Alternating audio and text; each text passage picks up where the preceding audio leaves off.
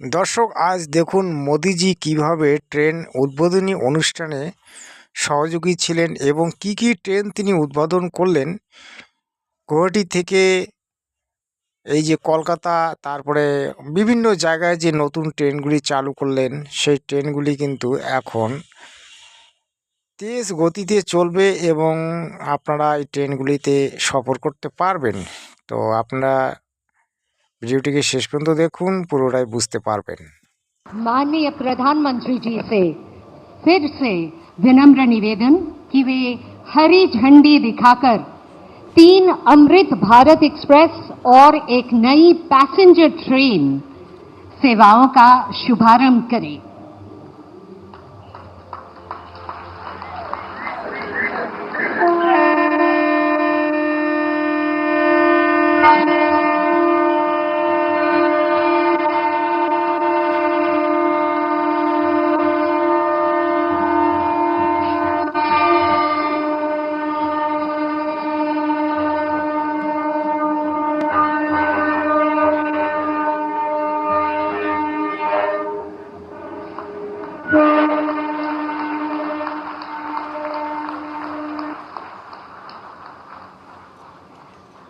अब मैं हमारे परम आदरणीय प्रधानमंत्री श्री नरेंद्र मोदी जी को अत्यंत सम्मान के साथ इस गौरवशाली सभा को संबोधित करने के लिए विनम्र निवेदन करती हूं।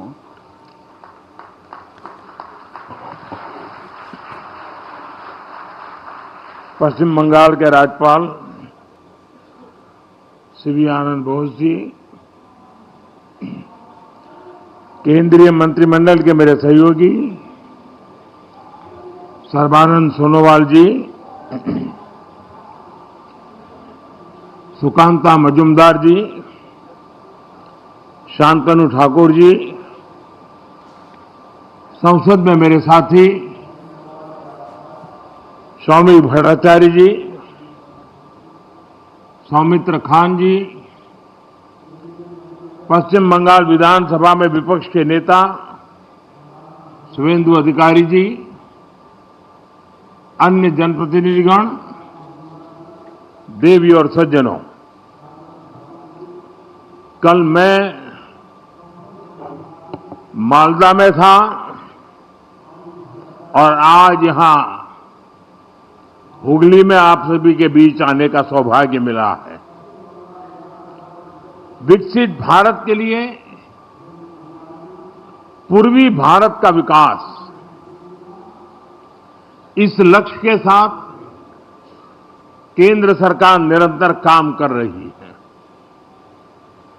कल और आज के कार्यक्रम इसी संकल्प को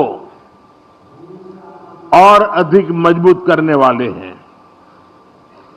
इस दौरान मुझे पश्चिम बंगाल से जुड़े विकास के सैकड़ों करोड़ रुपए के प्रोजेक्ट का शिलान्यास और लोकार्पण करने का अवसर मिला है। कल पश्चिम बंगाल से देश की पहली वंदे भारत स्लीपर ट्रेन प्रारंभ हुई है। बंगाल को करीब आधा दर्जन नई अमृत भारत एक्सप्रेस ट्रेनें भी मिली है। आज 3 और अमृत भारत एक्सप्रेस ट्रेनें शुरू हुई हैं। इनमें से एक ट्रेन तो मेरे संसदीय क्षेत्र काशी बनारस की बंगाल से कनेक्टिविटी को और मजबूत करेगी। इसके अलावा दिल्ली और तमिलनाडु के लिए भी अमृत भारत एक्सप्रेस ट्रेन शुरू हुई है। यानी पश्चिम बंगाल की रेल कनेक्टिविटी के लिए बीते 24 घंटे अभूतपूर्व रहे हैं। शायद गत 100 साल में 24 घंटे में इतना काम नहीं हुआ होगा। साथियों, बंगाल में वाटरवेज के लिए अनेक संभावनाएं हैं। केंद्र सरकार इस पर भी काम कर रही है। या पोर्ट लेड डेवलपमेंट के लिए जरूरी इंफ्रास्ट्रक्चर बनाने में भी मदद दी जा रही है। थोड़ी देर पहले पोर्ट और नदी जलमार्ग से जुड़े प्रोजेक्ट का शिलान्यास और उद्घाटन हुआ है। ये पश्चिम बंगाल के विकास, भारत के विकास के लिए बहुत महत्वपूर्ण है। ये वो पिलर है जिनके ऊपर पश्चिम बंगाल को मैन्युफैक्चरिंग, ट्रेड और लॉजिस्टिक का एक बड़ा हब बनाया जा सकता है। मैं आप सभी को इन प्रोजेक्ट्स के लिए बहुत बहुत बधाई देता हूं। साथियों, जितना हम पोर्ट और उससे जुड़े इकोसिस्टम पर बल देंगे, उतना ही अधिक रोजगार यहां पैदा होगा। केंद्र सरकार द्वारा बीते 11 वर्षों में श्यामा प्रसाद मुखर्जी पोर्ट की कैपेसिटी एक्सपेंशन पर बहुत बड़ा निवेश किया गया है। इस पोर्ट की कनेक्टिविटी को बेहतर बनाने के लिए सागरमाला स्कीम के तहत भी सड़कें बनाई गई हैं। इसका परिणाम आज हम सब देख सकते हैं। बीते वर्ष कोलकाता पोर्ट ने कार्गो हैंडलिंग के नए रिकॉर्ड बनाए हैं।